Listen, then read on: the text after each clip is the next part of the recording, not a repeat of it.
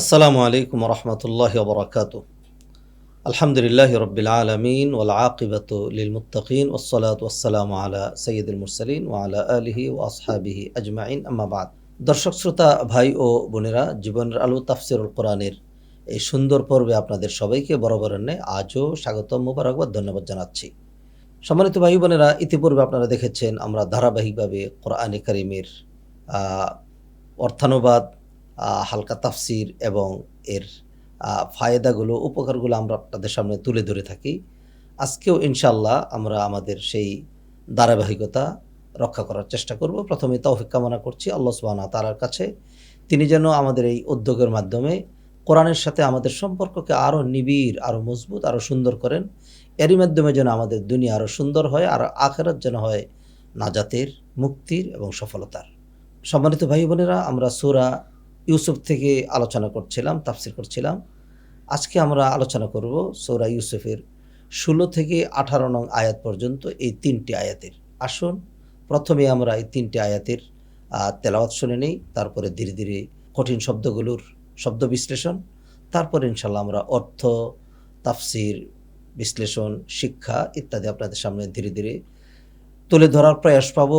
আবারও দ্বিতীয়বার বলছি, আল্লাহ সুবহানাহু ওয়া তাআলা তৌফিক দাতা, তার উপরই ভরসা করছি। আউযু বিল্লাহি মিনাশ শাইতানির রাজীম। ওয়াজাউ আবাহুম ইশাআন ইয়াবকুন قالوا يا أبانا إنا ذهبنا نستبق وتركنا يوسف عند متاعنا فأكله الذئب وما أنت بمؤمن لنا ولو كنا صادقين وجاءوا على قميصه بدم كذب قال بل سولت لكم أنفسكم أمرا فصبر جميل والله المستعان على ما تصفون। আলহামদুলিল্লাহ।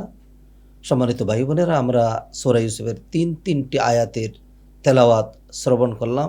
সূরা ইউসুফ এটি একটি ধারাবাহিক ঘটনা, ইতিপূর্বের ঘটনা আমরা আর রিপিট করতে চাচ্ছি না। আপনারা যারা আগের পর্ব দেখেননি, আগের পর্বগুলো দেখার অনুরোধ করছি। ইউসুফ আলাইহিস সালামের ভাইয়েরা ইউসুফ আলাইহিস সালামের সাথে যে ষড়যন্ত্র করেছিল এবং ষড়যন্ত্র বাস্তবায়ন করার পর তারা মিথ্যার আশ্রয় নিয়ে তার বাবাকে ইয়াকুব আলাইহিস সালামকে যেইভাবে প্রতারিত করার চেষ্টা করেছিল তার আলোচনা এসছে এই 3টি আয়াতের মধ্যে। ইউসুফ আলাইহিস সালামের ভাইয়েরা ইউসুফ আলাইহিস সালামকে কুয়ায় ফেলে দিয়ে তারপরে তারা বাড়িতে ফিরল। বাড়িতে এসে তারা যা বলল সেই কথাগুলো এখানে, ওয়াজাউ আবাহুম ইশাআন ইয়াবকুন।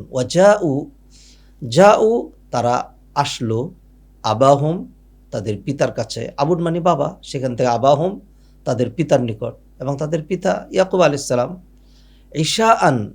ঈশা শব্দ থেকে আপনারা নিশ্চয় বুঝতে পারছেন, ঈশা এটা রাতের সলাতকে সলাতুল ঈশা বলা হয়। পরন্ত বিকেলে অথবা রাতের শুরুতে তারা আসলো। ইয়াবকুন বুকা শব্দ থেকে এসছে। তারা রাতের বেলা কাঁদতে কাঁদতে তাদের বাবার নিকট আসলো। ইউসুফ আলাইহিস সালামের ভাইয়েরা মায়া কান্না করে রাতের বেলায় তাদের বাবার কাছে আসলো, কান্নাকাটি করতে শুরু করলো যে আমাদের সর্বনাশ হয়ে গিয়েছে, মিথ্যা বানিয়ে যেটি বলবে আর কি। তো বাবাকে প্রতারিত করার জন্য তারা মিথ্যা ক্রন্দন তারা করলো। ওয়াজাউ আবাহুম ইশাআন ইয়াবকুন, তারা রাতের বেলা অথবা বিকেল বেলা তারা কান্নাকাটি করতে করতে তাদের বাবার কাছে আসলো। এই হলো প্রথম আয়াতের অর্থ। দ্বিতীয় আয়াতে বলা হচ্ছে কলু ইয়া আবানা, এবার তারা কান্নার সুরে তারা বলতে শুরু করলো। কলু তারা বলল, ইয়া আবানা বাবা, ইন্না যাহাবনা নাস্তাবিক, আমরা খেলাধুলা করছিলাম, দৌড়াদৌড়ি করতে গিয়েছিলাম। ওয়াতারাকনা ইউসুফা ইনদা মাতাইনা, আর আমাদের যেই আমাদের যে আসবাবপত্র কাপড় চোপড় এর কাছে আমরা ইউসুফকে রেখে গেলাম, সে খেলাধুলা করবে না, বসে থাকবে, যে ঠিক আছে তুমি দেখো আমরা খেলাধুলা করি। ফা আকালাহু যিবু, তখন বাঘ এসে তাকে খেয়ে ফেলেছে। ওমা আনতা বিমুমিনিল লানা, আর আপনি তো আমাদেরকে বিশ্বাস করবেন না, ওয়ালাউ কুন্না সাদিকিন, যদিও আমরা সত্যবাদী হই। মানে কথার মধ্যেই বোঝা যাচ্ছে যে তারা যে সত্যবাদী নয়, যারা এরকম মিথ্যার আশ্রয় নেয়, তারা কিন্তু এই ধরনের কথাবার্তা বলে থাকে যে আমি সত্য বললেও তো বিশ্বাস করবেন না। হ্যাঁ, তখনই বোঝা যাচ্ছে যে দাল মে কুছ কালা হয়। তো তারা বলছে মা আনতা বিমুমিনিন, মুমিন আমরা যারা ইমানদার নিজেদেরকে মুমিন বলি, মানে বিশ্বাসী, আমরা বিশ্বাস করি এক আল্লাহ। তো তারা তাদের বাবাকে বলছে মা আনতা বিমুমিনিল লানা, আপনি তো আমাদেরকে বিশ্বাস করবেন না, ওয়ালাউ কুন্না সাদিকিন, যদি আমরা সত্য কথা বলি। এই হলো দ্বিতীয় আয়াতের অর্থ। এবার চলে যাচ্ছে তৃতীয় আয়াতের অর্থের দিকে। ওয়াজাউ আলা কমিসিহি বিদামিন কাযিব, আর তারা তার জামায় মিথ্যা রক্ত নিয়ে আসলো। মানে ইউসুফ আলাইহিস সালামকে তো তারা স্বেচ্ছায় মানে তার জামা কাপড় খুলে তাকে কুয়াতে ফেলে দিয়েছে। তো এই জামা কাপড়টা তারা রক্ত মিশিয়ে নিয়ে আসলো। যদি বাঘ কাউকে খেয়ে ফেলে ধরে, তাহলে তার জামা কাপড় ছেঁড়া থাকবে, রক্ত মিশ্রিত থাকবে। তো তারা তো সেগুলো ভুলে গিয়েছে। তারা একটা বকরি জবাই করে বকরির কিছু রক্ত ইউসুফ আলাইহিস সালামের জামার মধ্যে মেখে তারপরে নিয়ে আসলো। এসে বলছে যা উ আলা কমিসি বিদামিন কাযিব। তো ইয়াকুব আলাইহিস সালাতু ওয়াসসালাম নবী ছিলেন, যদিও তিনি বয়োবৃদ্ধ হয়ে গিয়েছেন, তারপরেও তো বিচক্ষণতা তো রয়েছে। জামা দেখেই তিনি বুঝে ফেললেন যে এটি সত্য রক্ত নয়, এটি তোমাদের একটি অভিনয়। তখন তিনি বললেন বাল সাওয়ালাত লাকুম আনফুসুকুম আমরা, তখন তিনি বললেন যে বরং তোমাদের নফস তোমাদেরকে কোনো বিষয়ে প্রতারিত করেছে। ফাসবরুন জামিল, আমি আর কি করবো এই বয়সে, সবরুন জামিল, আমি সবরে জামিল ইখতিয়ার করছি। ইয়াকুব আলাইহিস সালাম বুঝলেন যে বাঘ যদি তাকে সত্যিই বাঘে খেত, তাহলে তার জামা কাপড় ছেঁড়া বেড়া বিভিন্ন রকম থাকতো, অথবা এই জামা তারা হয়তো উদ্ধার নাও করতে পারতো। হ্যাঁ, বাঘ নিয়ে গিয়েছে, কিন্তু তারা ভালো জামা, সেখানে কিছু রক্ত মাখা নিয়ে এসছে, এটা বোঝাই যাচ্ছে যে এখানে তাদের একটা ষড়যন্ত্র হয়েছে। তখন তিনি তাদেরকে এই কথাটুকুন বললেন, কিন্তু যেহেতু তারা 10টা ছেলে বড় বড়, ইয়াকুব আলাইহিস সালাম এখন বৃদ্ধ, তখন তিনি আর কি করবেন, বুঝতে পেরেছেন এটা একটা ষড়যন্ত্র। তখন তিনি শুধু এটি বললেন সবরুন জামিল, আমি সবরে জামিল মানে সুন্দর ধৈর্য, আমি ধৈর্য ধারণ করলাম, মানে যেই ধৈর্যের পরে আর কোনো রকম অভিযোগ অথবা ছেলে মেয়েদেরকে গালমন্দ করা অথবা চড়থাপ্পড় দেওয়া এগুলো নেই, তিনি ধৈর্য ধারণ করলেন।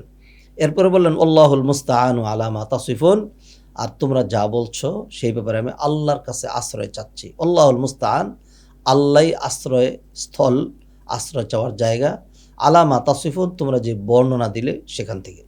দর্শক শ্রোতা ভাই বোনেরা, সূরা ইউসুফের 3টি আয়াতের সাদা মাঠা আলাদা আলাদা অনুবাদ করলাম। এবার আমি একসাথে এগুলোর অর্থ এবং হালকা বিশ্লেষণ করছি। ইউসুফ আলাইহিস সালামের 10 জন ভাই মিলে ইউসুফ আলাইহিস সালামকে কুয়ায় ফেলে দিল। প্রথম তারা মনস্থ করেছিল তাকে মেরে ফেলবে। বড় ভাই ইয়াহুজা সে বাধা দিল যে না, সরাসরি মেরে ফেলা ঠিক হবে না, আমরা তাকে কুয়ায় ফেলে দেই, এরপরে যদি মরে যায় মরে গেল, আর যদি এখান থেকে আল্লাহ উদ্ধার করে কোথাও নিয়ে যায় তাহলে আমরা বেঁচে গেলাম, সরাসরি নিজেরা মারলাম না। তো এইটার উপরে তারা একমত পোষণ করে সর্বশেষ তাকে কুয়ায় নিক্ষেপ করলো। কুয়ায় নিক্ষেপ করে এখন বাবাকে কি বুঝ দেবে, বা বাবাকে বুঝ দেওয়ার জন্য তারা একটু দেরিতে আসলো বাড়িতে। ঈশাআন, সাধারণত যেই সময় তারা ফিরে তার চেয়ে একটু বেশি বিলম্বে আসলো, এই জন্য যে আমাদের ভাইকে বাগে নিয়ে গিয়েছে, আমরা ক্রন্দন করছিলাম, আমরা তাকে তালাশ করছিলাম, আমরা তাকে উদ্ধার করার চেষ্টা করছিলাম, অবশেষে আমরা তাকে উদ্ধার করতে পারিনি, আমরা তার জামাটা উদ্ধার করেছি, এই যে জামাটা নিয়ে এসেছি, তাকিয়ে দেখুন এই জামার মধ্যে রক্ত মাখা। ইয়াকুব আলাইহিস সালাম দেখলেন, কষ্ট তো রয়েছেই, দেখলেন, তিনি দেখেন যে বাঘ যেই জামাসহ তার ছেলেকে ধরে নিয়ে গিয়েছে, বাঘ বুঝে এত সুন্দর করে তার গা থেকে জামাটা খুলেছে যে জামাটা কিছুই হয়নি, ছেলেটাকে খেয়ে ফেললো আর জামাটার কিছুই হয়নি, সেটাতে অল্প কিছু রক্ত মাখানো। ইয়াকুব আলাইহিস সালাম বুঝলেন যে নিশ্চয়ই এখানে কিছু ষড়যন্ত্র হয়েছে, এবং কেন বুঝবেন না, কারণ হলো কুল্লু যিন নিয়ামতিন মাহসুদ, আল্লাহ যাকে এক্সট্রা নেয়ামত দেন তাকে যে মানুষ হিংসা করে এটা তো ইয়াকুব আলাইহিস সালাম জানতেন। তখন তিনি তাদেরকে বললেন যে আমি যা বুঝতে পারছি সেটা হলো যে তোমরা তোমাদের নফস তোমাদেরকে প্রতারিত করেছে, তোমরা এখানে প্রতারণার আশ্রয় নিয়েছো। আমার তার কিছুই করার নেই, ধৈর্য ধারণ করলাম। আমার অভিযোগ আমি আল্লাহর কাছে দায়ের করছি, আল্লাহর কাছে আমি আশ্রয় চাচ্ছি। এই হলো এই আয়াতগুলোর সাদামাঠা অনুবাদ এবং ঘটনার ধারাবাহিকতা। দর্শক শ্রোতা ভাই বোনেরা, সূরা ইউসুফের মধ্যে আল্লাহ সুবহানাহু ওয়া তাআলা ইউসুফ আলাইহিস সালামের ঘটনাটাকে এমনভাবে বর্ণনা করেছেন যে সেখানে 1 আয়াত 2 আয়াত 3 আয়াত থেকে এটা ঘটনার একটা পূর্ণতা আসে না, কারণ একটা ধারাবাহিক কথা যখন শেষ দিকে না যায় ততক্ষণ পর্যন্ত ঘটনাটার পূর্ণতা বোঝা যায় না। তো ঘটনার মধ্যের অধ্যায় এটি। প্রথম ছিল তাদের হিংসার বিষয়, তারপরে বাবাকে প্রতারিত করার একটি কূটকৌশল, এরপরে একটা পর্যায়ে তারা আশ্বস্ত করে ইউসুফ আলাইহিস সালামকে ঠিকই তাদের সাথে নিয়ে গেল। এরপরের যে ধাপটা ছিল সেই ধাপে তারা তাদের সেই মানে হীন যেই ইচ্ছা তারা সেটা চরিতার্থ করলো, ইউসুফ আলাইহিস সালামকে কুয়ায় ফেলে দিল। এইবার তারা তাদের বাবার কাছে এসে বাবাকে প্রবোধ দেওয়ার মিথ্যা যেই চেষ্টা, সেই কথাগুলোই এই 3টি আয়াতের মধ্যে আল্লাহ সুবহানাহু ওয়া তাআলা তুলে ধরেছেন। তারা পরন্ত বিকেলে বাবার কাছে আসলো, জামার মধ্যে মিথ্যা রক্ত মাখিয়ে নিয়ে আসলো এবং বলল যে বাঘ তাকে খেয়ে ফেলেছে, আমরা খেলাধুলা করতে গিয়েছিলাম, সে খেলাধুলা করবে না। বললাম ঠিক আছে, তুমি জামা কাপড়ের কাছে বসে থাকো। একটা পর্যায়ে এসে দেখি যে সে নাই, তাকে বাঘে নিয়ে গিয়েছে। আমরা তালাশ করলাম, আমরা আমাদের সাধ্যানুযায়ী চেষ্টা করেছি, কিন্তু তাকে আমরা উদ্ধার করতে পারিনি। অবশেষে জামাটা উদ্ধার করতে সক্ষম হয়েছে, এই যে জামাটা নিয়ে এসেছি। আমরা যদি সত্য কথাও বলি তবু তো আপনি বিশ্বাস করবেন না। এই হলো আজকের যে 3টি আয়াত এই পর্বের, এই 3টি আয়াতের সাদামাঠা ব্যাখ্যা, বিশ্লেষণ এবং অর্থ।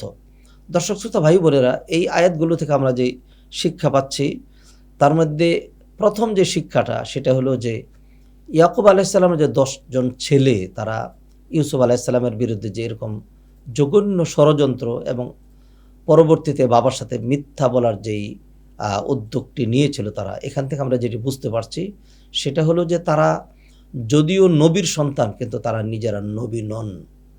কারণ নবী হলে নবীদের পক্ষে এই ধরনের বড় কবিরা গুনাহ করা এটা তাদের পক্ষে সম্ভব নয়। কেউ কেউ বলেছেন যে তারা নবী, কিন্তু বাকিরা জবাব দিয়েছেন যে নবীদের মধ্যে থেকে যা হয় সেটা হলো খেলাফুল আউলা, উত্তম নয় এমন কিছু কাজ কখনো কখনো হতে পারে, সেটিও আল্লাহ সুবহানাহু ওয়া তাআলা সংশোধন করে তাদেরকে মাসুমি রাখেন। কিন্তু যেহেতু তারা নবী নয় সেই জন্য তারা মাসুম ছিল না, তারা নিষ্পাপ ছিল না, সেই জন্য তারা মিথ্যার আশ্রয় নিয়েছে এবং তারা বাবাকে ধোঁকা দেওয়ার, প্রতারিত করার চেষ্টা করেছে। আর হলো তারা ইউসুফ আলাইহিস সালামকে কুয়ায় ফেলে দিয়েছে। অপরাধ একের পর এক তারা করেছে, তবে শুরু থেকেই তারা মনস্থ করেছে আমরা অপরাধ করে এরপরে আমরা তওবা করে নেব। যাই হোক, এখান থেকে আমরা যে শিক্ষাটা পেলাম সেটা হলো যে যারা নবী নন তারা যত মানে বড় মানুষই হোক না কেন, আলেমের সন্তান অথবা আলিম, কোরআনের হাফেজ অথবা মসজিদের ইমাম অথবা নবীর সন্তান, তারাও কিন্তু ভুল ভ্রান্তি করতে পারে। মানুষ ভুলের ঊর্ধ্বে নয়, এটা হলো একটি শিক্ষা। 2 নম্বর যে শিক্ষা আমরা নিচ্ছি সেটি হলো ইয়াকুব আলাইহিস সালাতুস সালাম এই ঘটনার প্রেক্ষিতে তিনি যে কথাটি বললেন, তিনি বললেন সবরুন জামিল, আমি ধৈর্য ধারণ করব, সুন্দর ধৈর্য ধারণ করব। তো আমরা তো শুধু প্রবাদে শুনি যে ধৈর্যে মেওয়া ফলে, অথবা কোরআনে আল্লাহ বলেছেন ইন্নামা ইউওয়াফাস সাবিরুনা আজরাহুম বিগাইরি হিসাব, যারা ধৈর্য ধারণ করে আল্লাহ তাদেরকে বেহিসাব পুরস্কার দেন। আমরা কিন্তু ঠিকই দেখতে পাচ্ছি ইউসুফ আলাইহিস সালামের ঘটনার শেষে আমরা দেখব এই ধৈর্যের কারণে আল্লাহ সুবহানাহু ওয়া তাআলা ইয়াকুব আলাইহিস সালামের সকল দুশ্চিন্তা দূর করে দিয়েছিলেন, মানমর্যাদা বৃদ্ধি করেছিলেন এবং ইয়াকুব পরিবারের সবাইকে আল্লাহ সুবহানাহু ওয়া তাআলা অনেক উপরে উঠিয়ে দিয়েছিলেন। এবং ইউসুফ আলাইহিস সালামকে আল্লাহ যেই উঁচু মর্যাদার, উন্নত মর্যাদার স্বর্ণ শিখরে আরোহণ করিয়েছিলেন তার দৃষ্টান্ত বিরল। অতএব ধৈর্য কেউ যদি ধরে, ধৈর্য কখনো মানুষের জন্য খারাপ কিছু নিয়ে আসে না, ধৈর্য ভালো কিছুই হয়। অতএব বিপদ আপদ আমাদেরও তো আসে, এখান থেকে শিক্ষা হলো যদি বিপদ আপদ আসে তো ধৈর্য ধারণ করতে হবে, আল্লাহর উপর ধৈর্য ধারণ করতে হবে। এটি হলো আরেকটি শিক্ষা। 3 নম্বর যে শিক্ষা, যে কোনো কিছুর অভিযোগ আপনি কার কাছে দায়ের করবেন? আল্লাহর কাছে দায়ের করতে হবে। তাই তো ইয়াকুব আলাইহিস সালাম বলেছিলেন আল্লাহুল মুস্তাআন, আমি আল্লাহর কাছেই সাহায্য চাচ্ছি, আল্লাহর কাছেই সাহায্য নিতে হয়। আল্লাহ সুবহানাহু ওয়া তাআলার কাছ থেকে সাহায্য কেউ যদি চায় তাহলে সে সাহায্য পায়। তবে আল্লাহ সুবহানাহু ওয়া তাআলা সাহায্যের দুটো ধারা বলেছেন। আল্লাহ সুবহানাহু ওয়া তাআলা বলছেন ইস্তাঈনু বিস-সাবরি ওয়াস-সালাহ, তোমরা আল্লাহর কাছে সাহায্য চাবে সলাত এবং সবরের মাধ্যমে। ইয়াকুব আলাইহিস সালামের এখানে সবরের কথা উল্লেখ রয়েছে। আর যেহেতু নবী ছিলেন কন্টিনিউ তো সালাত আদায় করতেন। আমরাও যদি আমাদের সাহায্যের প্রয়োজন হয় সাহায্য চাবো কার কাছে? আল্লাহর কাছেই। সাহায্য চাবো কিভাবে? দুটো জিনিসের মাধ্যমে, একটা হলো সালাত, আরেকটা হলো সবরের মাধ্যমে। তাহলে অবশ্যই আল্লাহ সুবহানাহু ওয়া তাআলা আমাদেরকে সাহায্য করবেন। 4 নম্বর যেই শিক্ষাটা আমরা এখান থেকে উল্লেখ করব সেটা হলো যে অপরাধ যখন সংগঠিত হয়, প্রতিটা অপরাধ এটা ইটসেলফ একটা প্রমাণ, অথবা যে কোনো অপরাধ তার একটা প্রমাণ রেখে তারপরে যায়। আরবি প্রবাদে বলা হয় আল জারিমাতু তাতরুকু আসারাহা খালফাহা, প্রতিটা অপরাধ তার একটা চিহ্ন পিছনে রেখে যায়। তো ইয়াকুব আলাইহিস সালামের ছেলের যে অপরাধ করেছে, অর্থাৎ ইউসুফ আলাইহিস সালামকে বাঘ দিয়ে খাওয়ানোর অথবা বাঘে তাকে মেরে ফেলেছে, এই ধরনের ঘটনা যে সাজানোর চেষ্টা করেছে সেটা কিন্তু পুরোপুরি সাজাতে পারেনি। অপরাধীরা যখন অপরাধ করে তখন তড়িঘড়ি করতে গিয়ে, অথবা অপরাধীরা যাতে অপরাধ ধরা না পড়ে সেই জন্য সকল ফাঁক ফোকর বন্ধ করে ফেলে, কিন্তু একটা ফাঁক ফোকর বন্ধ করতে পারে না, যেই ফাঁক ফোকর দিয়ে তার এই অপরাধটা প্রকাশিত হবে, ধরা খাবে, যেটা দিয়ে সে ধরা খাবে সেটাই কিন্তু বন্ধ করতে পারে না, একটা না একটা প্রমাণ থেকেই যায়। তো ইয়াকুব আলাইহিস সালামও কিন্তু সেই প্রমাণটা পেয়েছেন যে জামাটা যদি তারা ছিঁড়া বেরা করে রক্ত মাখিয়ে নিয়ে আসতো তাহলে কিন্তু হয়তো এক ধরনের ধোঁকা দিতে তারা পারত, কিন্তু এটিও তারা পারেনি। অতএব এখান থেকে শিক্ষা হলো যারা অপরাধী তারা যেন এটা মনে না করে যে দুনিয়ার কেউ জানবে না। যারা হত্যাকারী, যারা হত্যা করে তারা জানে যে হত্যার শাস্তি মৃত্যুদণ্ড, তার জীবনটা চলে যাবে, কিন্তু তারপরেও কেন হত্যা করে? সে মনে করে এমনভাবেই হত্যা করব যে কেউ কোনোভাবেই জানবে না। কিন্তু বিশ্বাস করুন, যতজন হত্যা করেছে আর লুকিয়ে থাকতে পেরেছে কি? বিরল ঘটনা ছাড়া ধরা কিন্তু পড়েছে, কোনো রকম প্রমাণ নেই, তারপরেও প্রমাণ বেরিয়ে যায়। সেজন্য আমরা যেন অপরাধ না করি, আর অপরাধ দুনিয়াতে যদি ধরা নাও পড়ে আখেরাত তো আছে, সেজন্য অপরাধ থেকে আমাদের দূরে থাকতে হবে।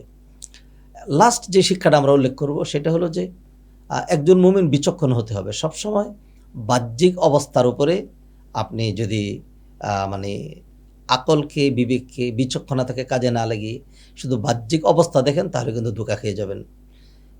ইয়াকুব আলাইহিস সালামের ছেলেরা কি বলল? রক্ত মাখা জামা নিয়ে আসলো, বলল যে আমরা সত্য কথা বললেও তো আপনি বিশ্বাস করবেন না। এইভাবে প্রতারিত করার চেষ্টা করলো। তো ইয়াকুব আলাইহিস সালাম কিন্তু কি বললেন? বাল সাওয়ালাত লাকুম আনফুসুকুম আমরা, আমি বুঝতে পারছি তোমাদের নফস তোমাদেরকে প্রতারিত করেছে।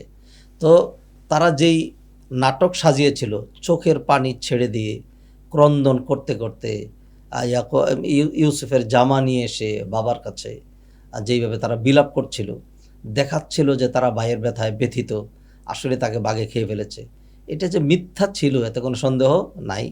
তা সেই জন্যই বাহ্যিক অবস্থা দেখেই যে আপনি সব বিশ্বাস করবেন এটা নয়। তাহলে উচিত কি? যে কোনো ঘটনা আপনার যেটি উচিত সেটা হলো তাহকিক করা। তাহকিক একটু খতিয়ে দেখা যায় ব্যাপারটা কি আসলেই এরকম নাকি এরকম নয়। কারণ যে কোনো মানুষ কিন্তু মিথ্যা, প্রতারণা, ধোঁকা, গুনাহ, অপরাধ ইত্যাদি করতে পারে। কারণ মানুষ সবসময় মানুষ, human being is always human being. মানুষ কিন্তু কখনোই এঞ্জেল অথবা ফেরেশতা নয়। দর্শক শ্রোতা ভাই বোনেরা, সূরা ইউসুফের এই 3টি আয়াতের এই অল্প কয়েকটি শিক্ষা উল্লেখ করেই আমরা আজকের মতো আমাদের আজকের এই পর্বের সমাপ্তি টানতে চাচ্ছি। ইনশাল্লাহ দেখা হবে পরবর্তী পর্বে। আশা করি আমাদের সাথে থাকবেন এবং কোরআনের মণিমুক্তাগুলো আহরণ করে নিজের জীবনকে আমরা সবাই নতুন করে সাজানোর প্রয়াস পাবো, কোরআনের রঙে রঙিন হব ইনশাআল্লাহ। আজকের মতো এখানেই শেষ করছি। ওমা তৌফিক ইল্লা বিল্লাহ। আসসালামু আলাইকুম ওয়া রাহমাতুল্লাহি ওয়া বারাকাতুহু। ذلك الكتاب لا ريب فيه هدى للمتقين